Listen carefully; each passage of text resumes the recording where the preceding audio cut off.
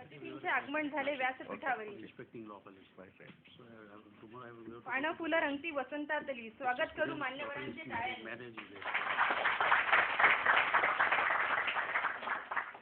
परत एका अवकाशानंतर आजच्या या चौथ्या दिवशीच्या सत्रात उपस्थित आदरणीय मान्यवर व माझ्या नवोदित वकील मित्रमैत्रिणींना तसेच बार काउन्सिल ऑफ महाराष्ट्र आणि गोवाचे सन्माननीय सदस्य व पदाधिकारी यांचे मी या कार्यक्रमात पुनश्च एकदा स्वागत करते. आजच्या कार्यक्रमाचे तज्ञ मार्गदर्शक आदरणीय न्यायमूर्ती श्री अभय ओक साहेब, मुंबई उच्च न्यायालय, तसेच दुसरे तज्ञ मार्गदर्शक म्हणून आदरणीय माजी न्यायमूर्ती श्री निळकंठ दाभोळकर साहेब, त्याचप्रमाणे ॲडव्होकेट शहा साहेब, गुजरात बार काउन्सिल ऑफ इंडियाचे सदस्य, हे आपल्याला आज मार्गदर्शक म्हणून इथे लाभलेले आहेत. येथेच रात्र पौर्णिमेची कार्यक्रमाच्या सुरुवातीला वेळ असते तज्ञ मार्गदर्शकांच्या परिचयाची. म्हणूनच मित्रहो, आज आपल्याला या कार्यक्रमात लाभलेले तज्ञ मार्गदर्शक आदरणीय न्यायमूर्ती श्री अभय ओक साहेबांचा मी आपल्या सर्वांना थोडक्यात परिचय करून देते. आदरणीय न्यायमूर्ती अभय ओक साहेबांचा जन्म 25 मे 1960 रोजी झाला. साहेबांचं शिक्षण BSc LLM मुंबई विद्यापीठातून झालेलं आहे. 28 जून 1983 रोजी साहेबांनी वकील म्हणून नोंदणी केली आणि त्यानंतर साहेबांचे वडील श्रीनिवास ओक सरांसोबत ठाणे जिल्ह्याच्या न्यायालयात वकिली व्यवसायात प्रारंभ केला. त्यानंतर साहेबांनी 1985 ते 86 मध्ये श्री VP टिपणीस, जे आता महाराष्ट्राचे लोकायुक्त आहेत, त्यांच्यासोबत वकिली व्यवसायात सुरुवात केली आणि बऱ्याच अशा महत्त्वाच्या आणि पब्लिक इंटरेस्ट लिटिगेशनच्या दाव्यासंदर्भात साहेबांनी वकिली क्षेत्रात कार्य करण्यास सुरुवात केली. तसेच 29 ऑगस्ट 2003 ला मुंबई उच्च न्यायालयात साहेबांची अतिरिक्त न्यायाधीश म्हणून निवड झाली आणि आता सध्या साहेब उच्च न्यायालयाचे न्यायमूर्ती मुंबई येथे या पदावर न्यायदानाचे कार्य करत आहेत आणि आपल्या नवोदित वकिलांना एकमेव मदत करणारे असे हे व्यक्तिमत्व आहे. बहुगुणी असे व्यक्तिमत्व मान्यवर म्हणून लाभले. पुष्पगुच्छांनी आपण स्वागत करू त्यांचे. आदरणीय न्यायमूर्ती श्री अभय ओक साहेबांचं पुष्पगुच्छ व सन्मान चिन्ह देऊन स्वागत बार काउन्सिल ऑफ महाराष्ट्र गोवाचे अध्यक्ष आदरणीय श्री आशिष देशमुख सरांनी करावं अशी मी त्यांना विनंती करते.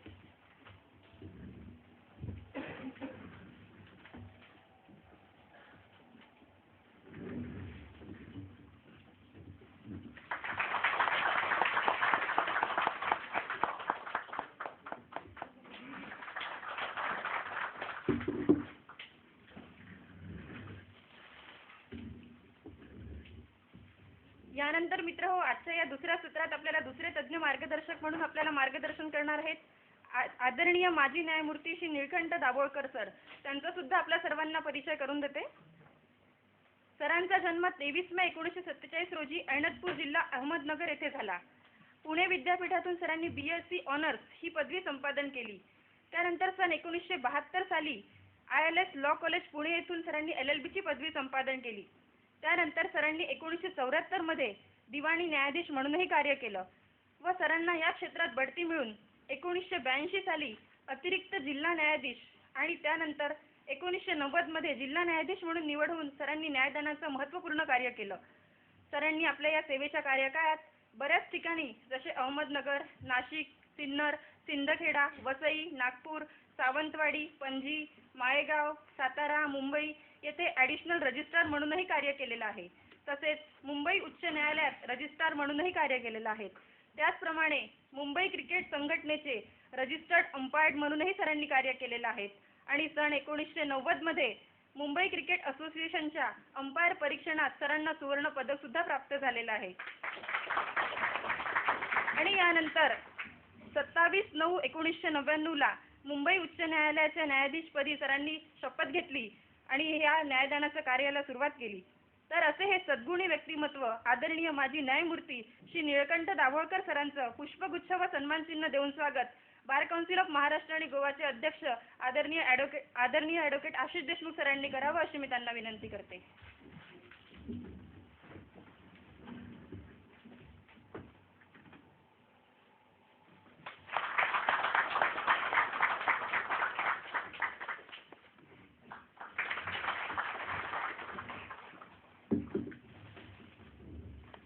यानंतर व्यासपीठावर आपल्याला आज लाभलेले advocate Shah sir, Gujarat bar council of इंडियाचे सदस्य, या सरांचं स्वागत bar council of India, bar council of Maharashtra आणि गोवाचे आदरणीय उपाध्यक्ष ॲडव्होकेट अनिल गोवर्टीपे सरांनी पुष्पगुच्छ व सन्मान चिन्ह देऊन स्वागत करावं अशी मी त्यांना विनंती करते.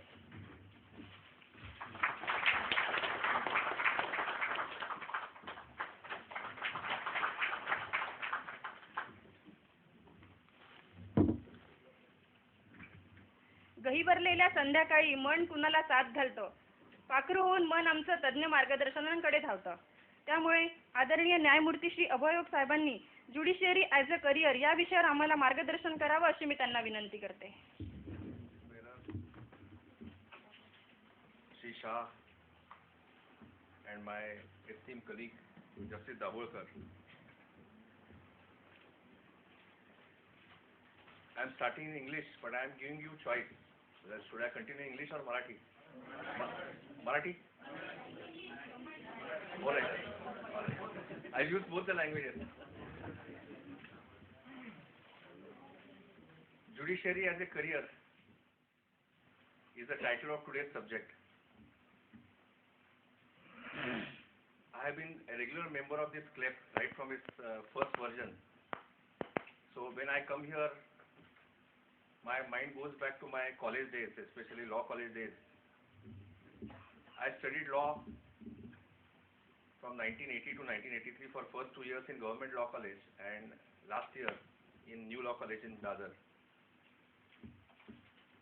In those days, we were privileged to have so many guest lecturers in Government Law College, right from Nani Palkhiwala till ex-Prime Minister Morarji Desai.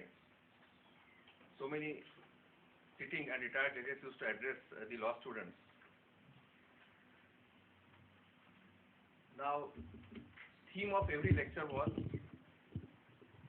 how one should become a very good and successful lawyer. In those 3 years, I don't recollect. In our law colleges, we try to teach law to the students. Now the bottom line is the whole emphasis is on students becoming good lawyers. In traditional law colleges, we always impress upon the students how to master the art of advocacy, how to become a successful lawyer. Maybe in law schools which have come up in recent past, maybe teachers may be encouraging some of the students to join corporate sector, where the salary package, the pay package is very excellent and tempting. But never I have seen in our law colleges, law teachers telling the students that some of the good students must become judges. Maybe when in those days in 80s when I joined law college, it was considered that the career in judiciary was not lucrative. It was said that service conditions were very poor. I am talking about 80s and not 90s and now 2013. There was a popular misconception in those days that joining judiciary involves some kind of a sacrifice. But it was very often said in those days that the service conditions are very poor. Maybe that was the impression, maybe it was felt that the judicial service is not lucrative, and that may be the reason why the law teachers may not be encouraging students to join judiciary. Friends, I must tell you from my own experience, joining judiciary does not involve sacrifice. It doesn't really involve sacrifice. Of course, it depends on the way you look at it. One of our esteemed senior judges, ex-judges of the Bombay High Court, always used to tell us that if you become a lawyer practitioner, a practitioner who has practiced law in High Court for 20 years or 25 years, after he becomes judge, it is only a 5-star sacrifice. That was version of one of our retired judges. But I am telling you, it hardly involves any sacrifice. All that you require is to have a right approach. Now friends, you must be practicing law for 5 years or 7 years or 6 years. If I ask you a question, what is your favorite pastime? when you are not sitting in the court. Now, favorite pastime of the lawyers is to discuss judges, to keep on criticizing the judges, to keep on telling each other that so and so judge doesn't know ABC of law. Of course, I also practiced law for 20 years. It is the privilege of the lawyers to discuss judges. If lawyers stop discussing judges in free time, their life will become very dry. So I maintain that the lawyers have right to discuss judges. Lawyers have right to criticize judges. And to put it very lightly, lawyers have right to make fun of judges. That is how the life becomes bearable for a legal practitioner. But there's a different angle to it, which I keep on telling the junior lawyers. I often notice on the appellate side a very raw junior discussing with friends that so and so judge does not know ABC of law, so and so judge is very poor. When I was a lawyer, I asked a question to a very raw junior when I heard him saying that so and so judge does not know law. Then I asked him only one question. I said, young man, please apply your mind only to one aspect. Do you know better than the judge? Do you understand law more than what the judge understands? This is one angle which lawyers have to keep in, young lawyers have to keep it in mind. Now it's very easy to say that so and so judge does not understand law, or understanding of law of so and so judge is poor. But when you say that, when as a young lawyer you say that, you are right to say that. I don't dispute that right. You must also apply your mind as to why this has happened or why this is happening. You as an individual lawyer feel that you are very good, you are a very upcoming lawyer, you are a bright lawyer. When you criticize a judge, why don't you think that it is now time for you to take up the challenge and think of joining judiciary? If legal system is to survive, it will not survive with only good lawyers. If legal system has to survive, it has to stand the test of time. You need good judges as well. Therefore, now time has come for our law colleges, our law teachers to change the emphasis. Time has come when in our law colleges, we should be teaching young law students that at least some of them must take career in judiciary. Unless bright law students think of or aspire to join judiciary, the legal system is not going to improve. And that is precisely the appeal which I want to make to all of you, that this is a time when young lawyers should seriously consider whether they want to join judiciary. Some time back I said that in 80s it used to be said that the service conditions of the judges were very poor.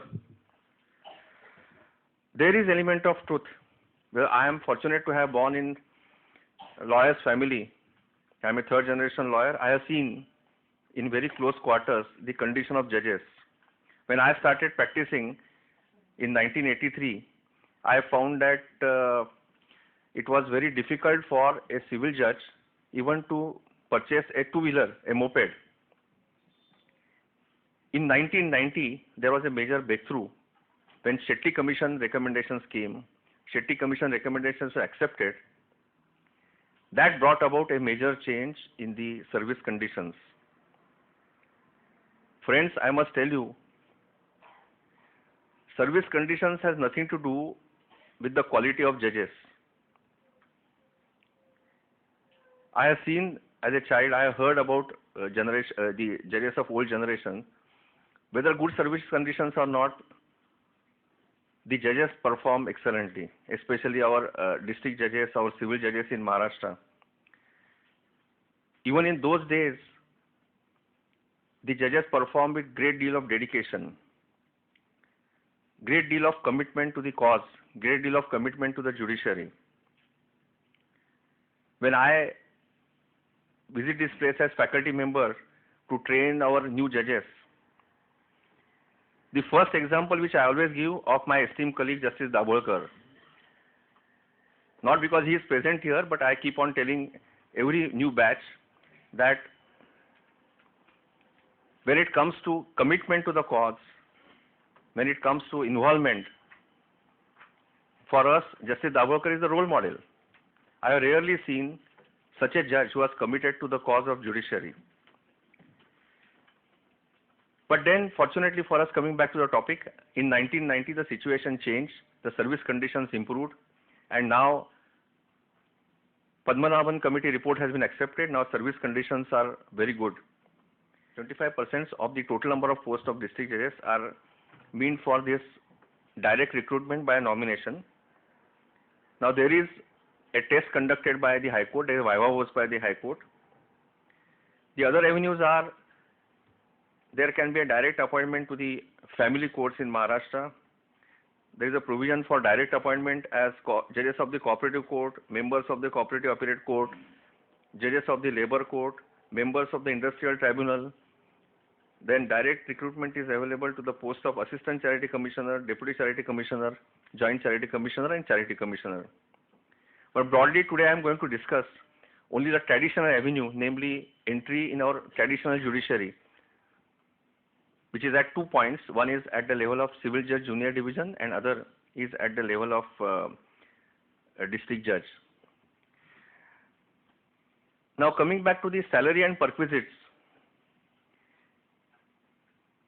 as far as civil judge junior division is concerned, if you want the correct figure, before I go into the other niceties, now the salary at entry point after Padmanabhan committee report was accepted by the apex court and states also accepted a report, the salary at entry point, the lowest in the pay scale is 27,700, and as per my estimate, because today dearness allowance is something like 92%, so at entry point after deducting all taxes, a new entrant to the judiciary gets not less than 40,000. If I am not wrong, Justice Dabolkar will correct me. Right. Right. That's right. Maybe there may be some deduction of income tax. Without deduction. Right. Now. Plus DA comes to 49,860 for civil judge junior division, and for a district judge at entry point it comes to 92,790. Right. Now senior members of the bar council are here. Keep aside some few districts in Maharashtra like Bombay, Thane, Pune, Kolhapur, Nasik. I don't think at any other taluka place in any other district, even a lawyer who has put in 10 years gets something like 45,000 or 50,000 as income from the practice. So I can put it this way, that for a young law graduate, now of course Justice Dabolkar will highlight on those rules. Even a raw law graduate can enter judiciary now. He need not have 3 years experience. I don't think in any taluka place in Maharashtra, barring few talukas, maybe a dozen talukas in entire state, a lawyer who has put in 10 years practice won't get this kind of income. Now there are reasonable perquisites also. In those days when Justice Dabolkar joined judiciary, 10% of the basic salary used to be deducted towards the cost of residence provided to the judges. Now the residence is free of cost. If you don't opt for residence, 30% of the salary is the HRA which you get. Now, even a civil judge junior division is entitled to free telephone. I think he has about 300 free calls he is entitled to it. A district judge is entitled to about 1,000 free calls per month, and PDJ is entitled to about 2,000 free calls per month. Then there are other allowances like small amount by way of sumptuary allowance. Now, the government has accepted recommendation to reimburse petrol expenses to the extent of 50 liters in smaller towns and 75 liters in bigger towns. Of course, this facility is available only to those who are having vehicles. Then there is some kind of a reimbursement to the extent of 50% of the electricity charges, 50% of the water charges. Then there is a facility of vehicle loan available at a very reasonable rate of interest. The loan which is available is, I think, up to rupees 8 lakhs. 8 lakhs, correct? Time being 8 lakhs. Upper limit is 8 lakhs, vehicle loan, right? Then there are various other allowances. Now the DA is admissible as per the DA payable to the central government employees. So to put it correctly, the service conditions are now very reasonable. There are young lawyers who argued with me that, look, service conditions may be tempting for a young law graduate, but the job is transferable. I want to ask you a question. Which job is not transferable? If you join a bank as an officer, if you join LIC as officer, which are known to be very secure jobs, all jobs are transferable. If you appear for UPSC and you are fortunate enough to succeed and get through, even that job is transferable. Transferability of the job should not deter you from accepting the judicial post. Now, same is the case with the district judges. If I am right, now at the entry point, amount which district judge must be getting is not less than 75,000. 92,000, right? He was 92% DA. Basic plus DA comes to 92,790. That's right.